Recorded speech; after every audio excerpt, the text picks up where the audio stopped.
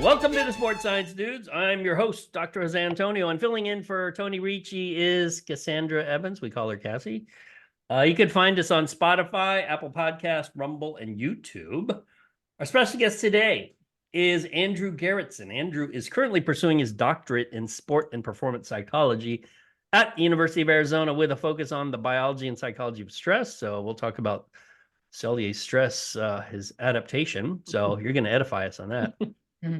Andrew has tempered his theoretical research and graduate thesis, limb asymmetries and the impact on CMJ performance, with working in collegiate strength and conditioning, personal training, and online coaching settings. Andrew has like 5 trillion certifications. It reads like an alphabet soup of expertise with accreditations from NCI, American College of Sports Medicine, and there's many more, and I'm not even mentioning them because I just don't feel like it. CrossFit, don't forget CrossFit. A lot of CrossFit. Yeah, forget about that one. He's also president of the Nutritional Coaching Institute, which we will talk about. It's in Phoenix.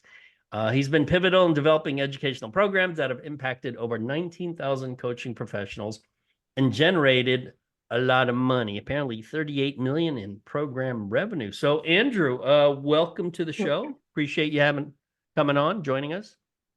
Hey, yeah, thanks so much for having me, guys. You know, it's always so funny whenever you get introduced by someone, because you never know how pretentious some of your bio in your media sheet sound until it comes out of someone's mouth, and you're like, wow, I should definitely ChatGPT that better next time.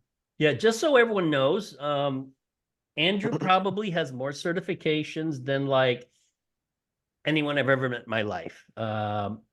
You have like 30 CrossFit certifications, which is that even possible? Is that even possible? I mean, they kind of make stuff up, don't they? No, they have their own journal. It's called the CrossFit Journal. So there's CrossFit science that doesn't work in other journals. Is that what you're saying? You know, it's constantly varied movements performed functionally at high intensity or something like that. I don't know. It was early on in my coaching career, and yes, I think that's it may not have been the wisest investment to dump all that money into those, because they're not cheap either. They definitely get a pound of flesh off of you for sure. How much are the certifications? Just do you remember? Yeah. So the main one was the level 1, and at the time, I think the first one I went through was in 2009 or something like that. And I think it set us back about $1,000. And then, holy shit! Yeah, all you guys in the sports science field are undercharging. NSCA need to step it up. You know, it's actually not uncommon for online certifications and certifications in general these days to require financing for people to pay for them. That's freaking crazy. I know. You can, though. I do know that you can use, if you have like a leftover, what do they call it? The 529, the education funds that are traditionally used for like tuition. And sometimes I think there's newer ones that can be used for other type of schooling, but considering they do consider certifications as like continuing education. And so if you have one of those funds, you can apply that investment there.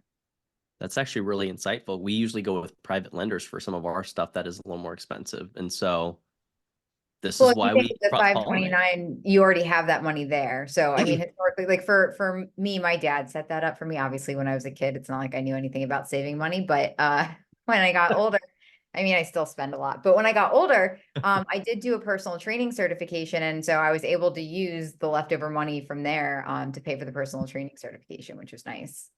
That's amazing. Yeah, I wrote that down. Hey, you're a PhD candidate, correct? Yes. Yeah. Okay. It's it's a different world. My doctoral journey has been fraught with, like 4 different programs. There's a whole, it's a deep story that would take longer than the hour we have allotted. I'm happy to share, so if you were to predict how many years you have left before you earn the PhD? Right now, well, actually, so to recant that for a second, I was a doctoral candidate in a PhD program, and then I went the PsyD route. So I dropped the, excuse me, dealing with a little bit of COVID today. But then I swapped to the University you've had of 6 Arizona. shots, buddy. 6 shots. I'm a little woozy. I'm a little boozy. like that Shabuzi song. It's actually pretty catchy. But yeah, I went from a clinical psychology program, and from a performance psychology program, whereas I gained that candidacy, and then I went into a clinical psychology program, and then I went to a performance psychology program, and there were different things that prompted each step, mostly in the fact that I think when I was going through the clinical psychology route, which is probably one of my prominent interests right now, it is interesting to think that once students pass their first year, they are then allocating 20 hours a week for 4 years of free unpaid labor. And so it became really time prohibitive. And at the time, I also was approached with my first leadership role where I currently work, and to be a department head at the same time while working in a brick and mortar doctoral program just didn't really align very well. So that's where I had to get creative and find a program that ultimately fit a lot of where I was able to facilitate that. So that 20 hours a week is for the PsyD part? yeah. So for a clinical psychology program, Right. because they want you to do a practicum, and you have to have, I think it's anywhere from 1,200 to 2,000 hours. And this was some years ago, so forgive me if the numbers are a little wrong. Everyone that's listening, don't freak out. But yeah, it was like $2,000, 2,000 hours prior to being able to apply for an internship. And then basically you would have an internship and your postdoc. And this is the fact and figure that really startled me, and that I thought something was inherently wrong, is that they were like, yeah, if you're lucky, you'll get an APA internship and we'll pay you $12,000 to $18,000. I'm like, what are you talking about? Like, that's kind of crazy. And then they're like, as a postdoc, you'll get bumped up to 24 to 30. And I'm like, bro, that's poverty to be in someone's mind like that. You want that? What are you talking about? And so it really is like an archaic way of potentially preparing people to be really great clinicians, because you're going to find that so many people are trite because they just can't, like, the cost of living crazy.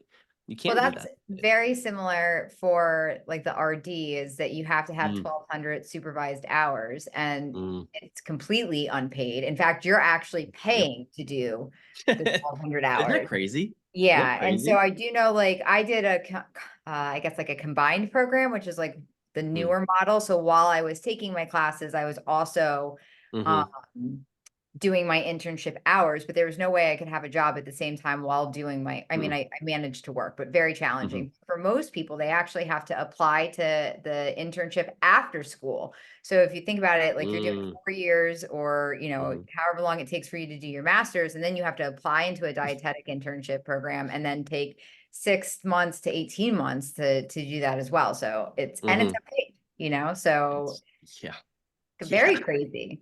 It is 100%. So I'm kind of curious to see, because we see that, you know, in the academic world, admissions are actually starting to decrease, and people are starting to revert back to trade schools and not incurring significant amounts of debt to have the opportunity to have a higher earning potential on the back end of that. So that's kind of, you know, one of the reasons why I think companies like the Nutritional Coaching Institute are positioned in a way to potentially maybe mildly disrupt some of the traditional education system, from the perspective of, you know, how do we make skills that are monetizable and that are, you know, applicable and realistically and very helpful for the consumers that are looking for those professionals, and how do we take that and make it available without having to go through random classes like the history of Arizona State University, which blew my mind, that, you know, the average credit hour cost, it was $1,800 for that course.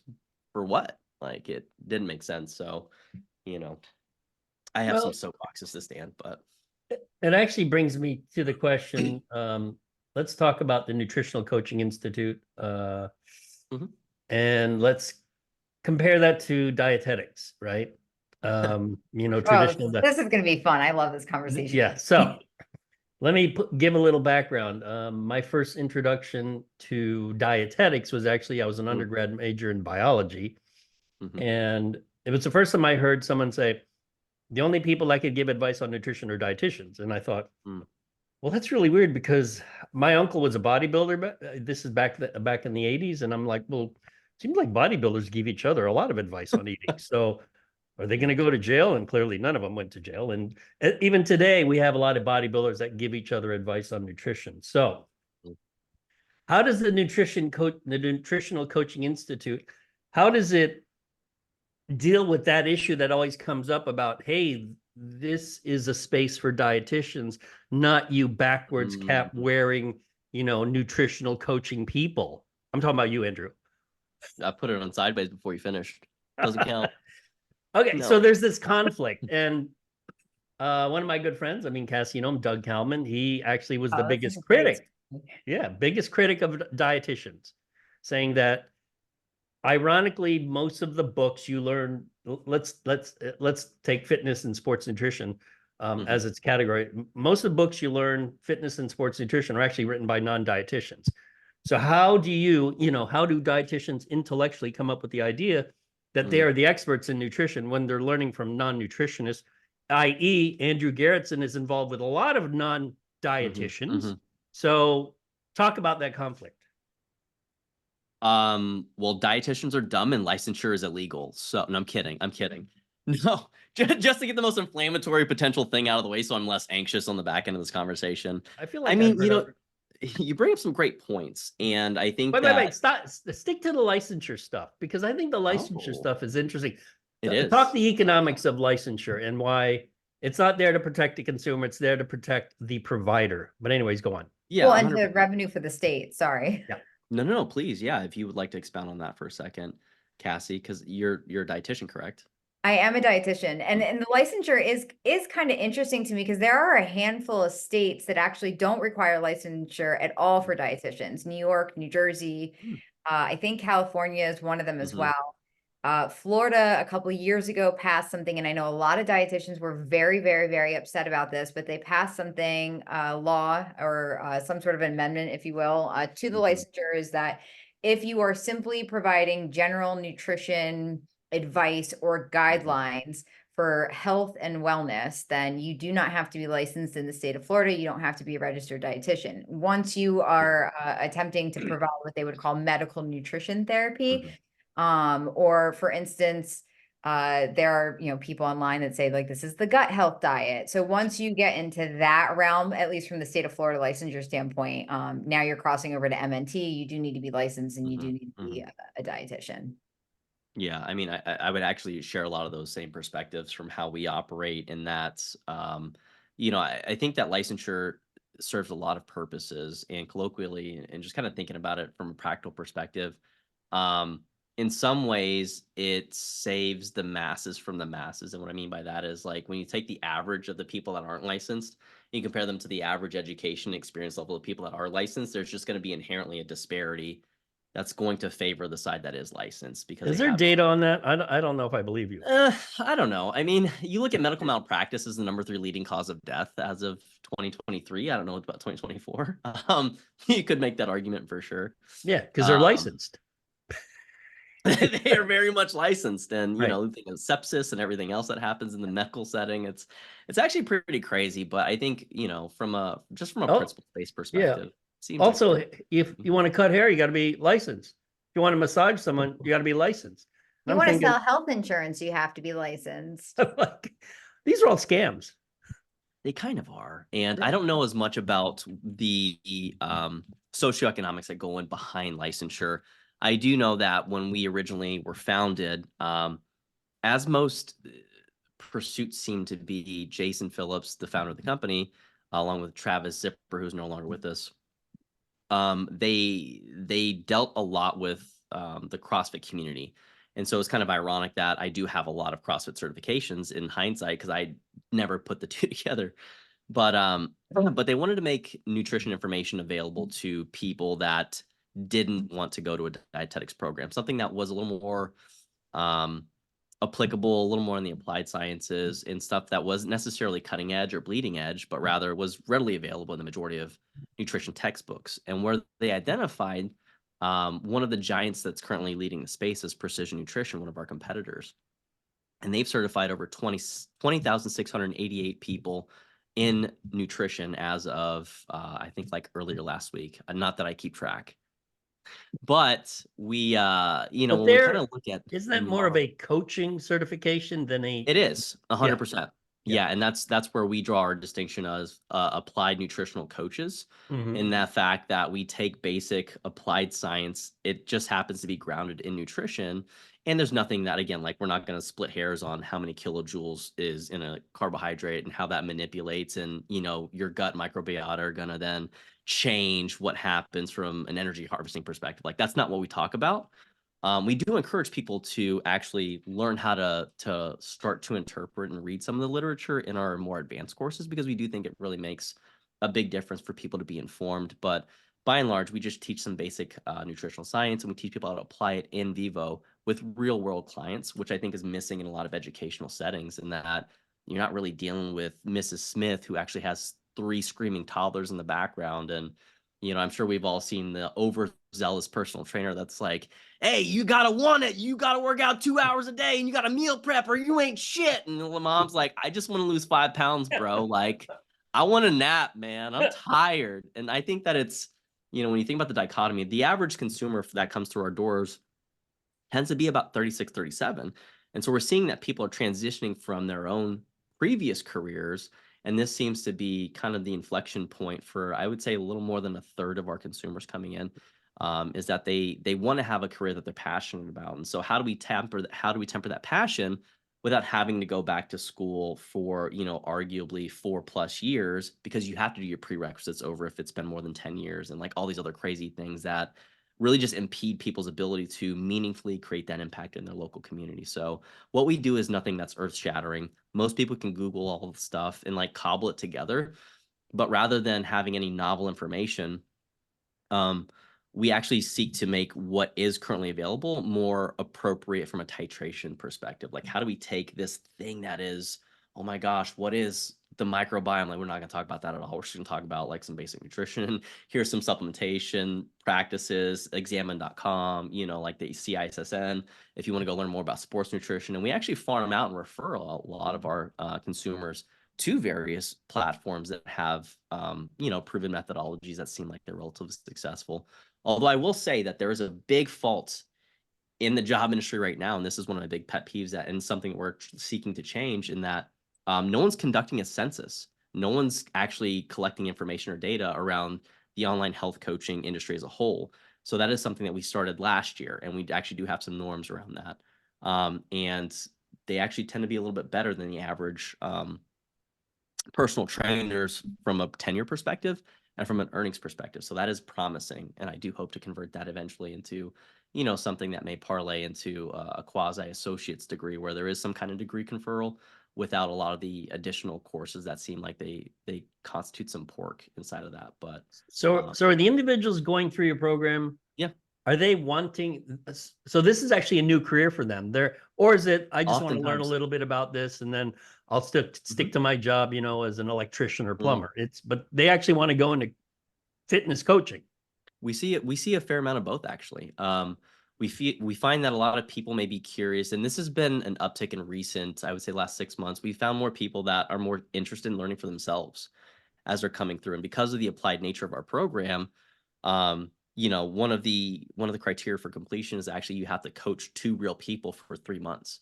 And it's funny because the magic happens around anywhere from 3 to 6 weeks in, where your guinea pigs, it's what we call the coaching clients, your guinea pigs will start to go off the rails and start to like ghost you. They'll start to come up with all these weird behavioral things. And so by and large, we find that the science is largely irrelevant to Gen Pop, because they're not even attuned to what, tracking your macros would look like from an energy balance perspective. So a lot of it actually turns out to be a lot more around the health psychology, around the health coaching aspect of how do we tactically get people to implement small changes that are sustainable in a way that works for what they're doing inside of their life. And so that's kind of where it seems to evolve a little more. So, I but think yeah, I've we do have more people. noticed that with some of the coaching. So, well, and to kind of touch on what you were saying, people finding a second career, a cousin of mine, she's in Texas, and she had a very successful career doing what I actually don't know. But now she's doing coaching, like health coaching. And it really started exactly like what you were saying, as her own journey for her own health and learning more about nutrition and exercise, and then trying to like encourage a couple of her friends around her. And then it just kind of grew and grew to now where she has her own health coaching online business.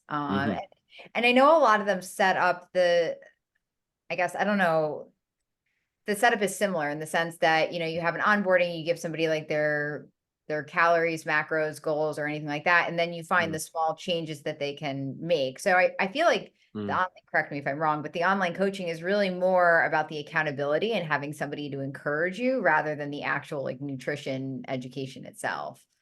Yeah. I mean, I would agree with that. I think that, with the advent of AI, and that's here to stay, and that's only going to grow increasingly sophisticated. I think that information tends to be less of the competitive advantage that we'll see.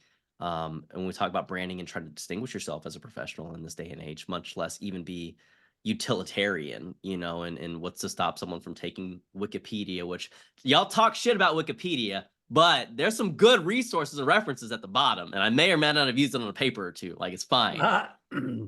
All the way at the bottom, You just don't copy and paste the text.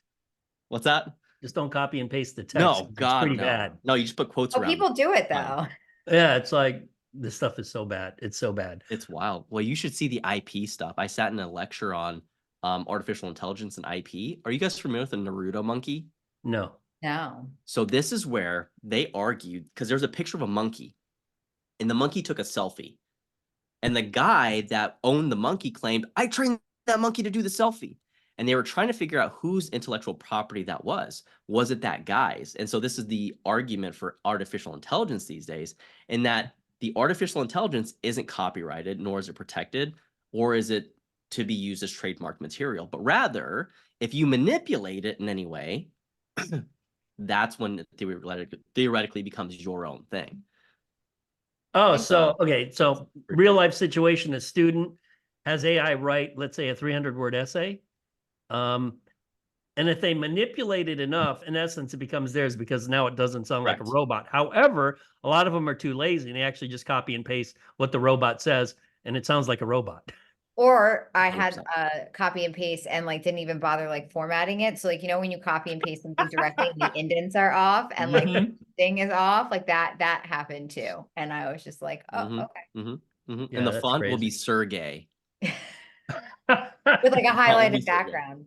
Well, it is interesting too with AI because you can get them to generate auto. Well, I don't know if it goes directly into the emails, but if you are coaching and let's say, actually we both, Jose and I both know somebody that works for a large scale online coaching company.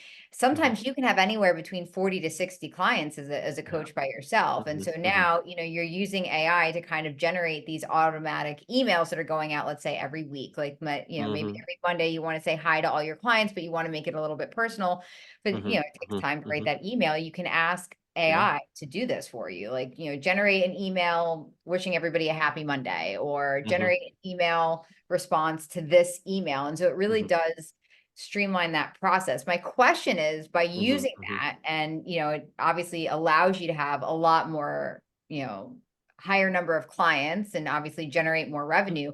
Are you now taking the personal side of it out of it? Like 100%. now everyone's just kind of getting the same thing. Maybe they don't notice, maybe they do, but. Yeah, no, I mean, that's a great question. And I think, again, it always comes back down to your brand identity and the brand DNA. Like because there are a fair amount of people, and you earlier in this answer will kind of harken back to your original question, in that the original nature of coaching is to provide feedback and guidance, right? Now you can do that automated. The more, obviously, you can take a lot of information and titrate it into meaningful couple tactical implementations, usually is what moves the needle. So what we're going to is probably see people start to, the reason why, and actually, let me back up for a second. So Lifetime as a brand, the luxury health gym company, right? They did some research, and this was in 2019, maybe 2020, just prior to the pandemic. And they were surveying their audience, and they were trying to identify why people would purchase personal training. And they found that 1% on average of their entire member user base would be engaged in personal training at any given time. And the three constructs that came back that were most relevant were people would look for structure, planning, program design, what to do, right? They would look for accountability, or basically someone to care whether they did it or not. They needed a reason to perform. And the third thing was variability, right? Because we know that monotony is not only potentially indicative of strain, increased injury risk, and all these other things, but we also know that it for most people, we find that novelty really stimulates a lot of the brain. And so if there's not that novelty, obviously we know the general adaptation syndrome, there's no stimulus, it's going to be impotent, like it's just ultimately going to render a lot of the results inert. And so thinking about those three things, you mentioned accountability specifically, and I would wholeheartedly agree because you can find structure online, you can find variability online. However, it's the sequencing and the titration of those three variables in terms of which lever do you need to pull at which time. And then also, how do you take meaning and how do you assign context to someone's lifestyle and what they're dealing with? And so that's where I think a lot of the relationship between a coach and a client, the accountability factor, especially in the general population, doesn't come from, hey, did you do what you're supposed to do? Because it's really interesting that we find that Gen Pop won't do things for themselves, but they will do things not to let other people down. And so when I'm trying to figure out a lot of my dissertation stuff here, it's really like, why do people do what they do? And it's evolved from stress, which I'm sure you guys can appreciate. Like this is the one topic, and then it's this, and then it's this. And like, there's so many gaps. What are our research? And at the end of the day, the most meaningful thing for me is like human behavior. What is it about the task appraisal, or how do I see the thing as it's coming up in my perspective and my experiences related to that thing? Do I have the resources necessary to complete it? And a lot of that stuff becomes irrelevant inside of a culture, community, and supportive environment. And so the number one reason why we find that people quit coaching inside of our ecosystem is that they get frustrated. And when we peeled that back a little bit, we found that frustration was most often contributed as a function of unmet expectations, and whether that's unspoken, whether it's a lack of clarity around communication, whether it's like either there's just some lack of technical competence that might also go into that. Maybe it is a macronutrient thing because we don't want to completely negate the fact that there are very real scientific principles that we just want to continue to respect until something else comes in and fills its place. But that's why, obviously, Jose here and like all the other nutrition researchers that are just out there kicking ass and producing all this great information. That's why that's so important for people to stay up to date with. And we find that mainstream media will always lag 5 to 10 years behind. So coaches that do stay up are always going to have a significantly better advantage when it comes to knowing at least the competency, the technical side of the house.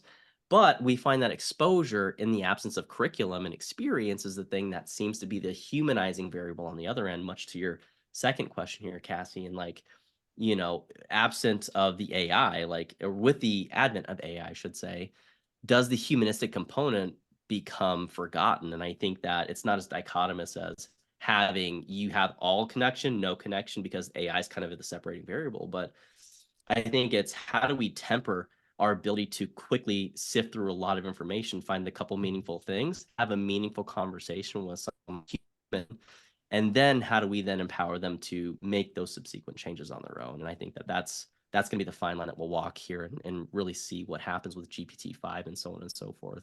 Because if it can start emulating people, that gets weird quick. But still, I mean, I'll quit on a machine, no problem. Like, yeah, I'm good. They have those machines that'll count your reps, and it's kind of nice. I'll look at it, and sometimes it'll get to 11, and I'm like, I'm not going to do the 12th one. Can't tell me what to do. I don't know why I do it. But you're anti-machine, aren't you? You're an anti. I'm anti. No, actually, I really, as I age and the more stressed I get, the more overworked I am, the more I appreciate the simplicity of just the raw effort that it takes to move the weight stack. Hey, sometimes simple is better. I'd like to add a construct in there too, in terms of why people Yeah. have personal trainers. Because just speaking for myself, I just want someone to tell me what to do. I don't want to make a decision anymore. Like I make too many decisions elsewhere. I just need somebody. I don't want to think. I need somebody just say, do this. But they have to be there, because if they like give me a thing to take home and do on my own, like I'll like be like, I don't really feel like doing this one. It's not that 100%. important. I don't like this one. Like. Yeah. Well, that would be a great question to, gain y'all's perspective on in terms of 168 hours in a week. We know that people should be sleeping 56 of them. What are they doing with the other, 100 and some odd hours? Like, how do we better implement? Why do people not do what they're supposed to do, knowing that they're paying an arm and a leg usually, or there's some skin in the game? No, like you, Cassie, I'm always surprised that they will pay for an online coach that basically emails them more or less a generic program. Because I've talked to enough of these coaches. A lot of them will use an AI generated training program, which, as you know, it's very generic, whatever it is, 3 sets of 10, do this, do that. It's like the same old shit that anyone else could come up with who has like, an 8th grade education. But I'm always surprised that do people actually stick to this stuff? I being would. someone who like, I'd be like, I ain't gonna take someone's advice who's emailing me shit. But Andrew, is there data on the adherence of just pure, online coaching? Because it's apparently a very big business, and I'm always Mm, shocked. I'm like, people actually follow this stuff? I mean, I guess they're not like us, Cassie. We don't yeah. want an email telling us what we should do. Mm-mm. Yeah. I could Google No. that. Yeah, 100%. Like GTS, Google, hey, what time is that place closed? Google, let me Google it for you. No, but you raise a great point, and that's where I would like to draw the distinction of like having a general, macronutrient. I call it spreadsheet coaching. Like, here's a spreadsheet. Yeah. Send me your information. I give you back. So I titrate. Here you go. Like, go do this. And I think that only in certain populations is something like that successful. In fact, in our level 1, we have people, they have to submit at least 2. We recommend they take on 5, but they have to complete 2 13-week coaching courses with these individuals. And prior to when we were just doing self-study, when I first adopted my tenure in like 2018, 2019, or I'm sorry, 2021, I came on board. They had collected information for about 2 years. And what they found was that 60% of people that would submit their project back when it was self-study, it was asynchronous. There's no courses. You just go through the modules. It's what you would consider your traditional online learning ecosystem, right? Not very engaged. And they found that 60% of the guinea pigs would leave, whether it was, 60% of the project submissions would have one, if not both of their guinea pigs leave or quit. And so it was very frustrating for them to go through this entire process, which is where I think traditional education has the upper hand because it provides that effective accountability measure. You have to show up.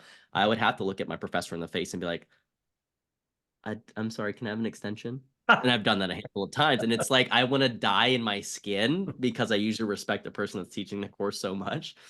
And, even to say like, it is harder to have certain deadlines when you're not meeting with your dissertation chair, regularly. And they're just like, yeah, whatever, I'm busy. And you're like, you're busy. I won't bug you. And then, the next thing you know, it's a year goes by and you're like, I think let's too, get that lit review.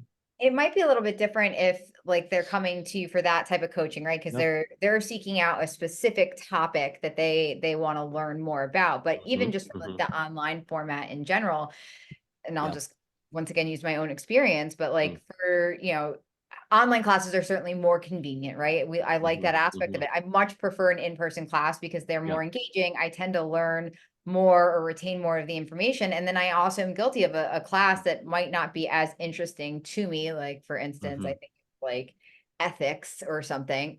I did everything I was supposed to do, but I didn't retain anything. I just was like checking off the boxes, trying to get through the assignments as quickly as possible, just so I could say, hey, I'm done and I got my grade because it's part of the program. But if you could ask me what my class was on, I couldn't tell you, 100%.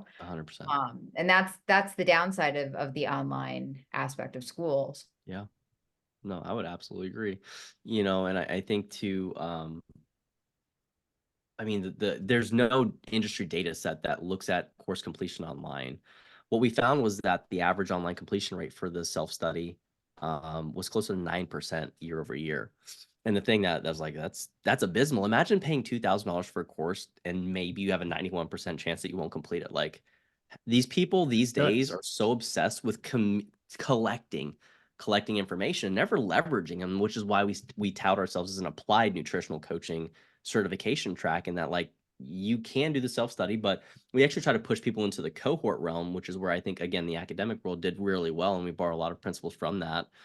And that we actually have a lecture and we have a lab, and we have 2 different calls that people will attend every week, and we talk about the content, and then we help them apply it in vivo, and then we kind of wash, rinse, repeat. And so that's actually then I think our graduation rate's closer to 92% of the people that enlist and enroll inside of those courses. So we're really trying to rectify a lot of the stuff that the online education industry is perpetuating just from like a bullshit perspective, because it's not really about what they're trying to get from an outcome is revenue.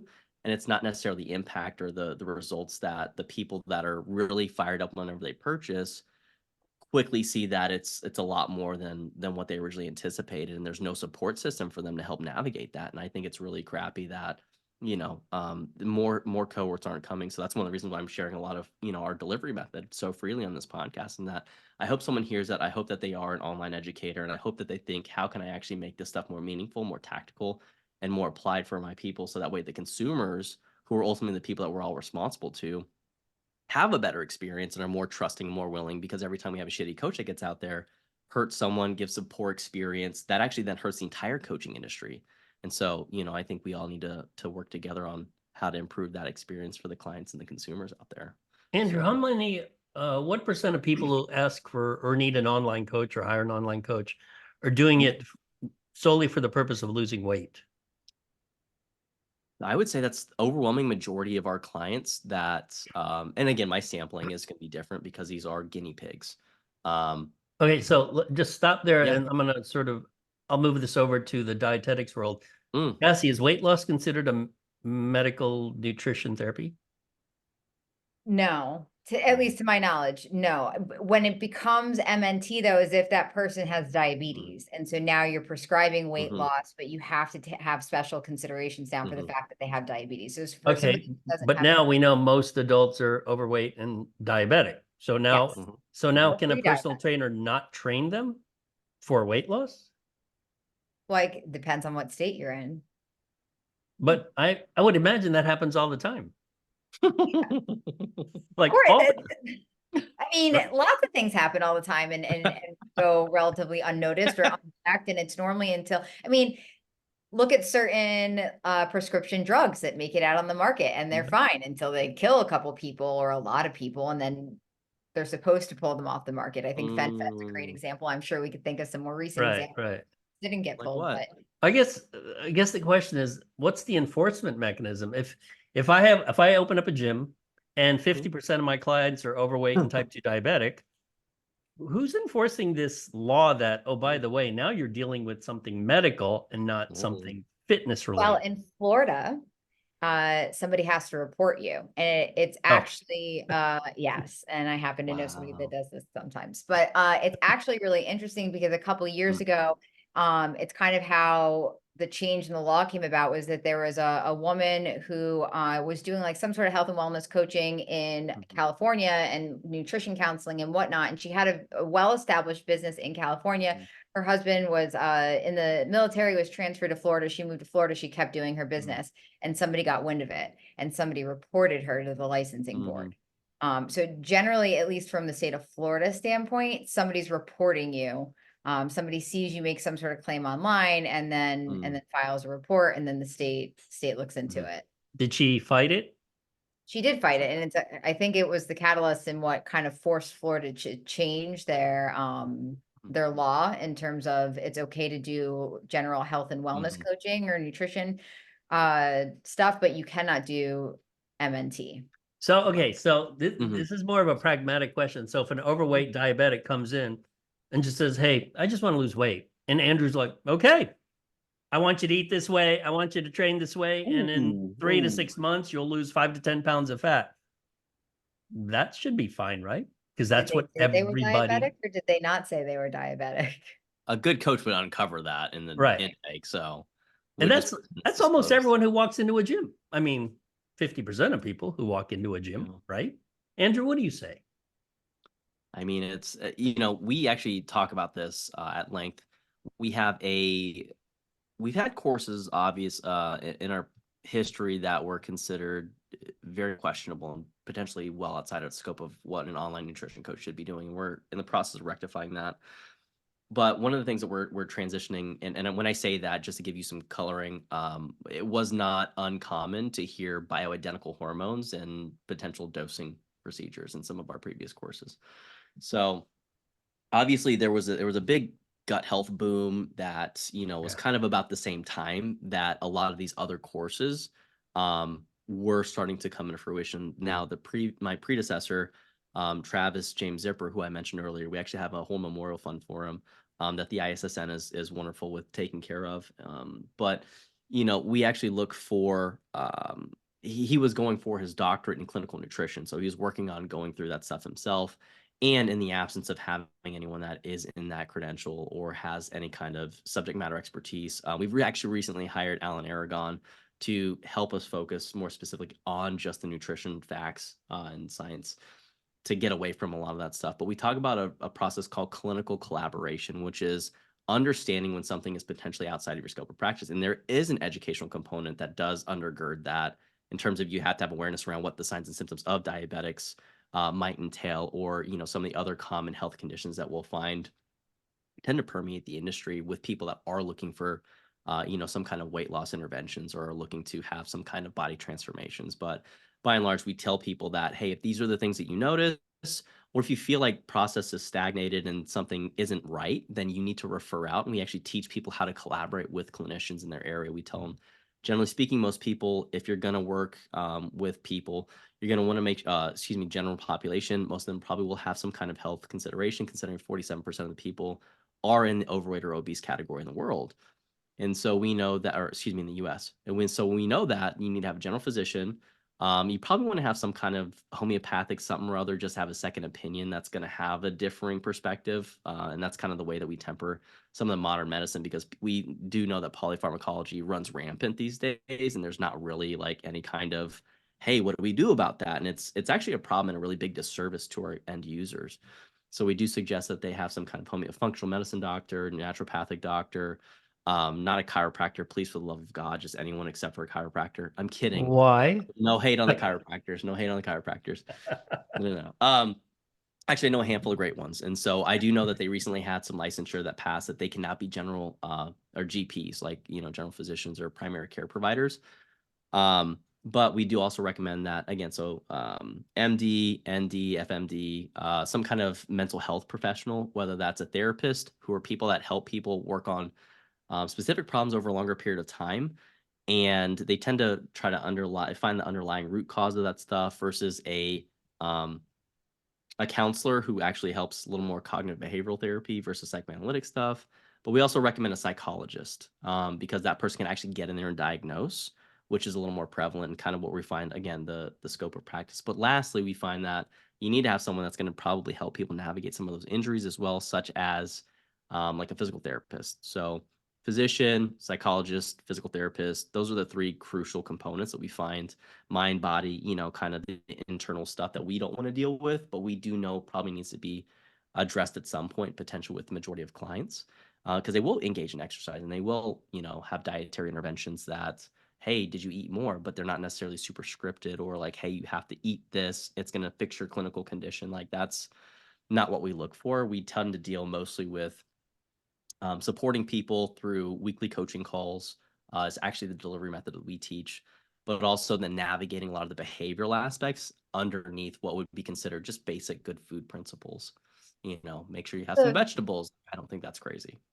A very collaborative approach. So I do have a question, and I think with your background in psychology, even though it was in over different programs, it would be very interesting, because we obviously hear a lot of people maybe not complain, but make a fuss about not being licensed dietitian, not being able to give certain nutrition advice. But just from my own work as a dietitian in the private practice, a lot of stuff comes up that is totally outside the scope of my practice in terms of mental health and psychology. And I very rarely hear anyone complain about no one being a licensed mental health therapist or a therapist or a counselor in general when it comes to these health coaches that are doing and I'm not saying yay, nay, either way, but they are doing very much therapeutic work, especially when it comes to behavioral change and asking them and helping encourage them to do that. Why do you think that tends to be more acceptable versus all of a sudden we're talking about food and now you have to be licensed, and if you're not, you're bad? Yeah, I think it just has to do with the people that are ultimately most affected. And so, you know, it's, once there's a lawsuit, you create a precedent. And that's one of the things that when we think about legislation, it's really important for us to consider. And I don't think that psychologists are going out there and like prosecuting against, you know, dietetic professionals that when you think about like disordered eating behaviors, like oftentimes you will have to have a designation as a registered dietitian or an LMT to actually be able to reconcile some of those challenges that your clients are having. And so as far as why that doesn't happen, I actually can't speak to that. I've never looked into what the prevalence of that would be, but thank you for letting me know, because now I'm going to start prosecuting some dietitians. So Well, or health I'm coaches kidding. in I'm general, kidding. I'm not even kidding. dietitians. Health coaches are doing the same exact thing. I mean, Oh, they're personal trainers, everyone. And I think well, it's personal trainer might as well be your best friend, because you're going to pour your life out to them. And 100%. Yeah, because there's the commiserating, right? And like, you know, misery loves shared company. And I think that a lot of it is really just taking into the Gestalt perspective, and that you can't really partition the human experience, and there's going to be some overlap and bleed over. And I think being a good professional is knowing when your scope of practice ends, where your competence ends, and ultimately like what's going to draw out the healing process or the time to accomplish the goal longer. Like you could, sure, anyone can figure out, and I say anyone very loosely, but please understand this is tongue in cheek. Anyone can figure out how to navigate PCOS, and PCOS, for whatever reason, is probably one of the most common things that we get asked about. And I'm like, that's not in anyone's scope of practice. We're not going to address that. Here's some literature on it. If you want to read about it, here's some physicians that I suggest you meet with. But, you know, we find that it might take you 12 to 24 months to figure out that one clinical condition, and like to somewhat know how to navigate around it, not even how to rectify it or resolve it. Like, you know, and we don't even know if that's necessarily something that can happen. And so when we consider that nature, it's like, isn't it a disservice ethically for you to then try to take on this potentially very robust milieu of what would be considered PCOS, whereas then you can just go find and partner with a professional and have them help you navigate that in a 3 months time, you know? And so I think that there's a certain element of professional maturity that comes down to, and this is one of the really cool things that I love about the majority of people that are well established and tenured in their professions, is that like, I don't know. You're like, what do you mean? What do you mean you don't know? Like, I don't know, man. I don't have an answer for that one. You need to go find somebody, Google some shit. Yeah, but You now know? you see people that are trying to do everything. You see doctors trying to give Yes. nutrition advice. You see Oh my God. chiropractors trying to sell supplements and Yep. weight loss. So, I mean, I love people that say, I don't know. And I love being able Yeah. to refer to someone that knows better. You know, why not go to the expert source like you're talking about? Yeah. But fortunately, we have the other side of things where there's so many Mhm. people trying to be an expert on everything all Yeah. at once. And I feel like it's Yeah, challenging. that's no, that's a good point. And I have one Mhm. final fun question for both of you. But before I get to that, Mhm. a little story about when I was a personal trainer as a grad student. So remember, this is back in the 1990s when personal training wasn't, you know, a big thing. So A whole old. different millennia. This is pre-internet personal training. So, and this is why I got fed up with personal training. One, because I don't like most people, and two, they lie to you. But anyways, I had clients that were either they were really good clients, but they always seemed to miss a payment or whatever, and it's like chasing money. But my best client in terms of payment, I mean, in fact, I charged her the most. She would pay always on time. I'd see her first thing in the morning, and a simple question. So what'd you have for breakfast? She's like, well, you know, had oatmeal, had this and that. And I'm thinking, yeah, but your breath smells like whiskey. So she must have loved whiskey because she always smelled like whiskey. So here she is telling me she eats oatmeal. And I'm like, no, you're drinking whiskey in the morning. I mean, she was pencil thin. And I'm thinking, okay, this profession, I know she's lying to me, but she shows up, she pays me, but she's still lying to me. She's a whiskey drinker. She's not an oatmeal eater. So I'm like, oh my God, I My can't really clients take lie to this. me all the time. You know, fucking liars. So Clients are a bunch of damn liars. I know they are. I'm like, okay, I don't know how much more of this I can take. So segueing to what Cassie referred to, I have noticed a proliferation of people, MDs and PhDs, who are not formally trained in nutrition or exercise or supplements. They talk mostly about nutrition, exercise, and supplements because why? It's fun. It's interesting. Apparently, their original field is so boring that hey, I can't talk about cell biology or immunology because most people don't give a shit, but they care about exercise and nutrition. What are your top line thoughts on that? Because now it seems like wow, there's another new person talking about this who has literally no background in it. Cassie, I'll turn it over to you first. My instant thought is I think that especially in today's society with a growing emphasis on health and wellness, and even from the vanity standpoint, right? People want abs, people want to look good. I mean, we see with Ozempic where like a large number of the people using Ozempic aren't even overweight or obese, right? So I think a perfect explanation or thought or solution to this would be doctors should stick to doctors, and that personal trainers and nutritionists really maybe should be paid more and be more of a professional like a doctor so they can actually do that and doctors can stick to doctoring. But that's not going to happen, obviously. So personal trainers are still going to be considered, personal trainers and not normally having a lot of education, but I feel like they should be the ones, because they really are the ones that are pushing health behaviors that are actually going to help people, versus, not saying that pharmacology is bad, but like you said, polypharma is very common. We don't know really, you can't guarantee the interaction once you're on more than 3 drugs. And so I really feel like people that are promoting these health behaviors should be more rewarded than doctors, not all doctors, but then some doctors that, general practitioners, surgeons stick to surgery. So I think that would be an ideal solution, but not a realistic one. Yeah. Andrew? I think just kind of reviewing and kind of going back to what you were originally saying, in that I lost my train of thought. This happens sometimes, guys. Buffering. But my point is when I think about different grades of professionals, I mean, like, obviously you don't want an 18-year-old kid slapping blood flow restriction cuffs on a 65-year-old retiree's leg that has some neuropathy in her feet, right? Like, there's something to that. You're like, this sounds like a bad idea. And so when I think about medical professionals, I think that, what I was going back to earlier is that a lot of people want to be so valuable to charge more money and then ultimately kind of achieve this financial outcome. And it seems like that's the thing that's lurking in the background of most people when they say they want to make a positive impact.